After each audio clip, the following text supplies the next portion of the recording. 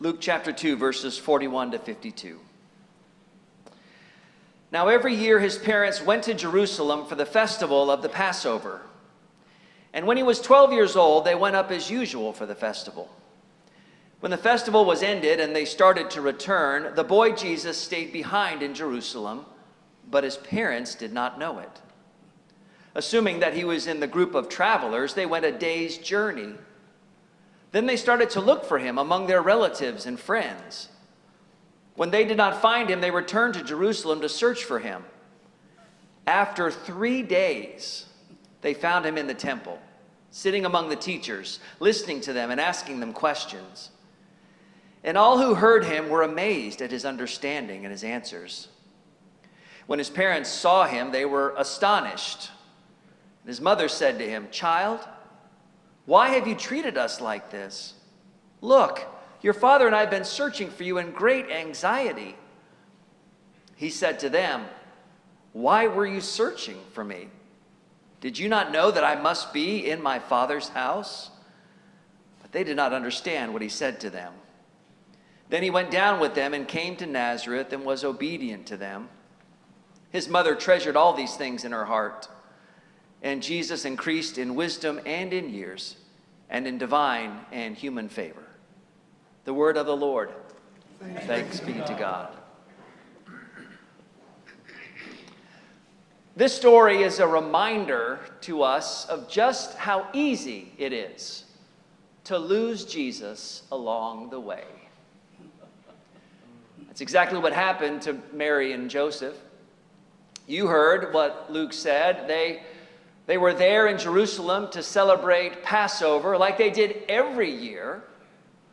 And so, with Jesus being 12 years old, this was the 12th time that they brought him with them. And not only Jesus, but he did have brothers and sisters. Some gospel writers say that he had 4 brothers and 2 sisters, so they all came along also for the annual holiday celebration. And if Luke is to be believed, it wasn't just them, but it was basically the whole town of Nazareth, all going to Jerusalem at the same time. And it made sense if that's what happened, because that would have been the safest way to take this long and at times dangerous journey. There are strength in numbers. And since everybody knew everyone in Nazareth, then everyone could keep track of everyone if they went on the journey together. It would have been the safest way to make the trip, but it also would have been perhaps the most chaotic way. Chaotic in the sense of keeping track of all the children.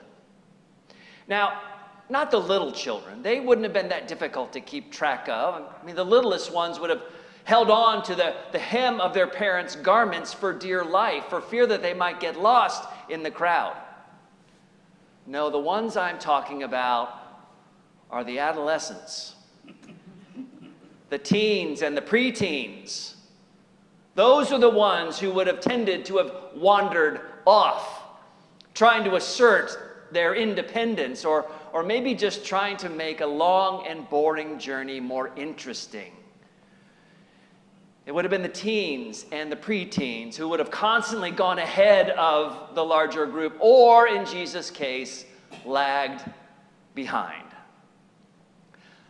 Listen, I can empathize with Mary and Joseph. I only have 2 children, and yet I still remember how hard it was to keep track of them when we made our pilgrimages to Disney World. I mean, we never put our kids on a leash like some parents do, but I can definitely understand why you would want to do that.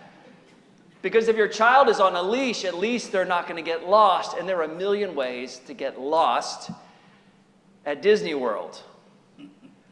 I mean, Mary and Joseph had their hands full. I think they just figured, since Jesus was the oldest child and now he was 12 years old and he thought he was so grown up, that maybe they would give him that independence that he wanted and just let him stay with the group but not have to be with his own nuclear family. Maybe they just assumed that he was hanging out with the cousins. But after that long day's journey from Jerusalem north towards Nazareth. When they were doing the roll call, checking in on everybody, making sure everybody was well and fed, somebody said, "Hang on a second. Where's Jesus?" And then they're like, "Did you see Jesus?" "No, I thought he was with you." "No, I thought he was with you." "Well, I thought he was with you." When was the last time that anyone saw Jesus and they realized it was in Jerusalem? It was fairly easy, apparently, to leave Jesus behind during the Passover celebration. Well, plenty of us leave Jesus behind all the time.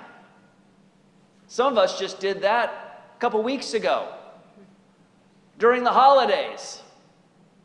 It's easy to lose Jesus during Christmas. I know that sounds crazy, but it's true.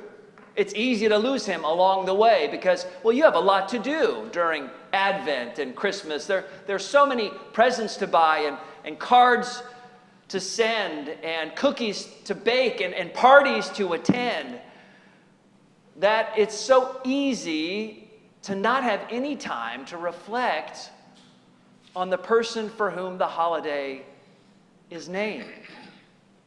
It is easy to celebrate Christmas without celebrating Christ.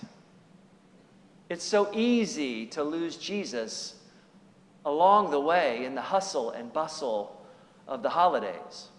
And not only that, but it's easy to lose Jesus along the way in the hustle and bustle of daily life. I mean, we can have our plates so full and our minds so full so much of the time that we don't even wonder where Jesus might be in the midst of our cluttered agendas. And a whole day can go by where we don't think about him at all. And then one day becomes two, and two become four, and four becomes six, and then we find ourselves back in church again, and we say, "Oh yeah, that's right. It would be good if I had Jesus in the center of my life each and every day. But somehow I just lost him along the way this week. I need him in my life to give me the guidance and comfort that I hope for and I'm praying for." Yes, it is so easy to lose Jesus along the way nearly every day. And then there's another way that we lose Jesus along the way. And this was what happened to Mary and Joseph and why it took them so long, 3 days, to find their son. They assumed that Jesus was just like them. They assumed that he thought what they thought, that he was doing what they were doing, that he cared about what they cared about, and apparently they were wrong. And based on those false assumptions, it took them 3 days to find him. Why? Because they kept looking at all the places where they would be if they were 12 years old in such an amazing city. And the temple wasn't on their list. So they were exhausting themselves going through every part of this city.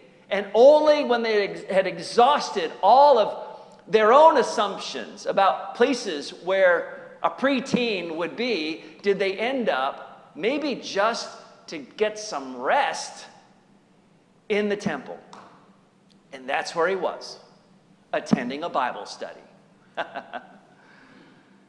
And they're like, "Who are you?"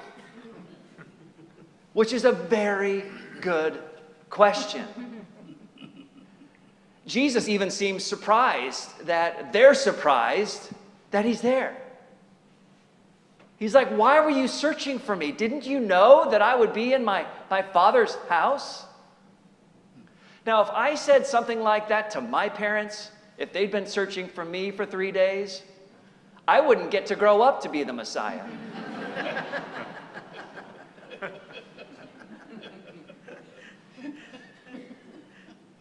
But to their credit, he did. it's an important reminder, this last thing about assumptions, that we have to be very careful because we can lose sight of Jesus even when we think we're looking at him. Let me explain. Leander Keck was probably the most prominent 20th century Christologist that there was. Now, I know that you probably know a whole lot of Christologists, and you have your own ranking of them. But for my money, Leander Keck was at the top. What's a Christologist? It's someone who devotes their life writing and studying about the life of Jesus. Leander Keck made a comment in which he said, it's amazing how the Christologies that are written resemble the Christologist who wrote them. What does he mean? He's saying that it just seems that when there's a Christologist, a writer, who is keenly interested in spirituality, that the Jesus they present is a mystical Jesus. And when the author is interested in social justice, it's a social justice Jesus that they see. And when the writer is something of a political revolutionary, the Jesus they see is a political revolutionary. It's not so much that they see Jesus for who he really is, they see Jesus for who they would like for him to be. And we all can do that from time to time. I mean, look at the portraits of Jesus that you see painted everywhere. I mean, very few of them were actually meant to resemble what Jesus actually looked like. Most portraits look like what Jesus would look like if he looked like us. I served a church that had a watercolor portrait of Jesus in the entryway to the Family Life Center. And I heard from someone in the know that the portrait of Jesus was painted to resemble the current pastor of the church. Friends, it shouldn't be like that. We shouldn't be trying to paint Jesus into our own image. We are to be painted into his. We can lose Jesus along the way when we assume that he thinks the way we think, when he acts the way that we would act, when he's cared about the things that we're concerned about. If we really want to see Jesus as he is, we need to remove many, if not all, of those assumptions and just see what the text says.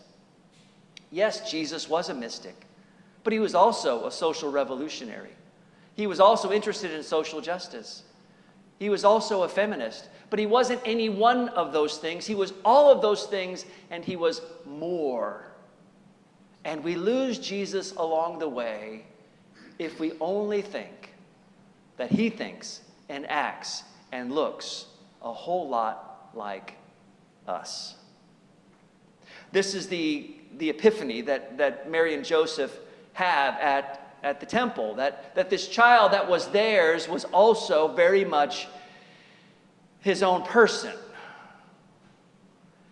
And so what they assumed about where he was and what he was thinking, those assumptions were all wrong. He was there in the temple, in his Father's house, not only listening to these Bible teachers, but giving them some insights that they had never heard before. This is a story that reminds us both of the humanity of Jesus, because in many ways he's acting like a 12-year-old boy, but also of the divinity of Jesus, because in other ways he's acting anything like a 12-year-old boy. And so Mary, again, we have a gospel writer saying when all of this happened, the parents didn't know what to do, but Mary treasured all of these things in her heart, wondering just what kind of a child have I had and am I going to be raising? So here we are, the first Sunday of 2025, and we're about to gather around the Lord's table, which is a great way to start a new year. And let me just say, my hope for you, my hope for myself, is that we don't lose Jesus along the way in 2025. That we don't lose Jesus along the way when we're celebrating the holidays. That we don't lose Jesus along the way when we're living our everydays. And that we don't lose Jesus along the way when we think that he thinks the same way that we do. Because this table is a testament to the fact that Jesus doesn't think and act the same way that you and I do. So let's not lose sight of him. Let's share in this bread and this cup and keep him close at heart.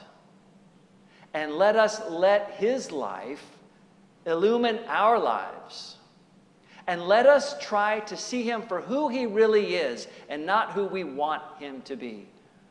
Because only when we truly see him as he really is can we see who we really are.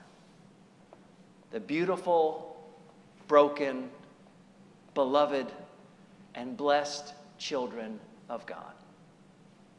In the name of the Father, and the Son, and the Holy Spirit. Amen.